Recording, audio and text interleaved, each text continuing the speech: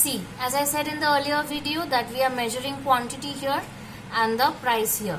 So, see, when the price is 5, the quantity demanded is only 1 unit. When the price is 4, quantity demanded is only increased to 2 units. When the price fell to 3, quantity demanded increased. When the price fell to 1, the quantity increased to 5. So, as the price is falling, the demand is increasing. So that is why this when we mark those points, these points show the price and quantity relationship.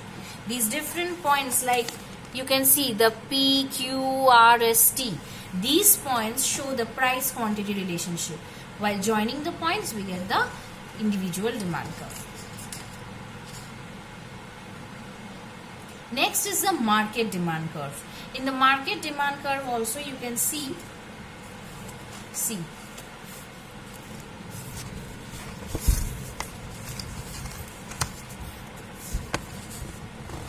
though my book is new, that is why I can't fold it. See the market demand curve. See here also in the horizontal axis we will measure quantity, in the vertical axis we will measure price. See, this is the A and B individual demand curve. Summing these two, we are getting the market demand curve, which is flatter.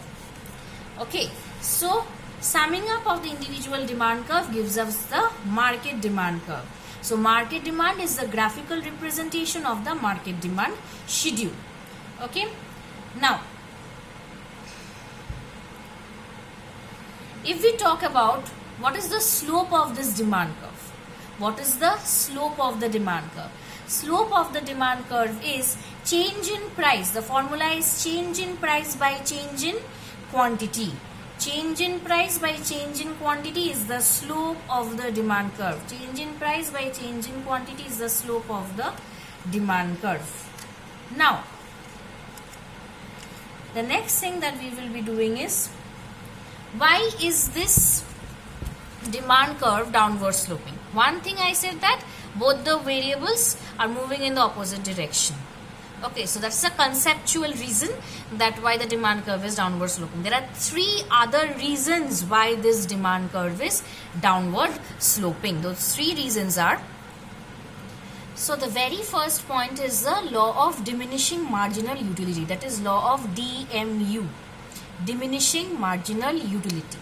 Like, why do we consume the commodity? Because it gives us some use, it has got some usefulness, it gives us some satisfaction after we consume the commodity.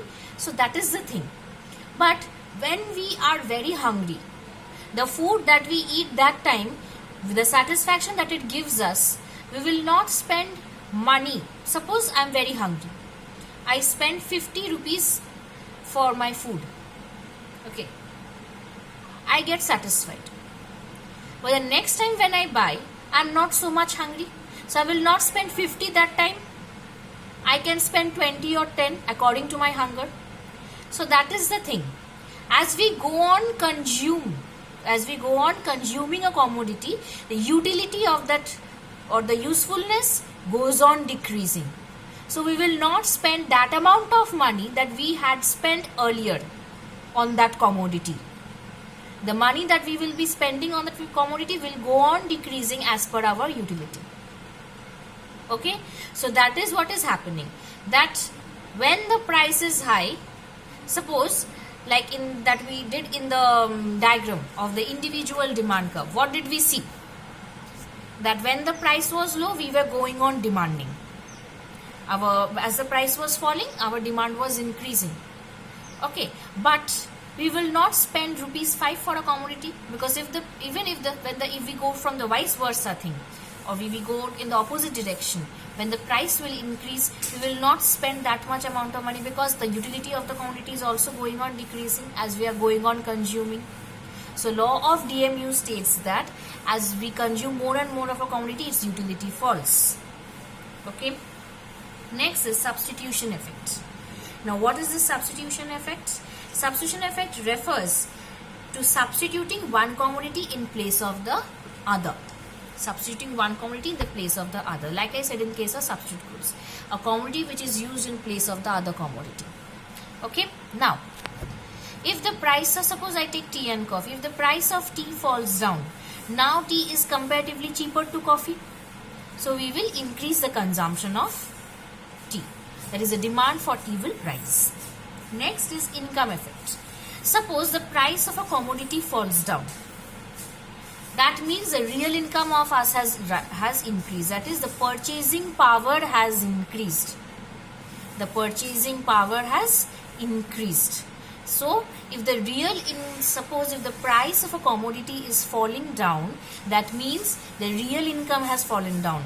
That is, the real income has increased. If the price of the commodity has fallen down, that means the real income has increased. That means the purchasing power has increased. Now we can purchase more of a commodity that we could not afford earlier. Suppose the price of the commodity fell down from rupees 50 to rupees 20 or 40. But my income is constant. Okay, but as the price fell down, now I can afford that commodity. Now I can buy more of that commodity. Okay, so automatically my purchasing power increased, my real income increased, and thus my demand for that commodity increased. Okay, next is additional customers. When such things happens, the price of the commodity is falling down, we get many additional customers, those who get attracted towards the commodity as its price has fallen down, and now they can afford to buy, and thus they start demanding it. Okay, so these are the few reasons for which the demand curve is downward sloping. Law of DMU, substitution effects, income effects, and the additional customers. Okay.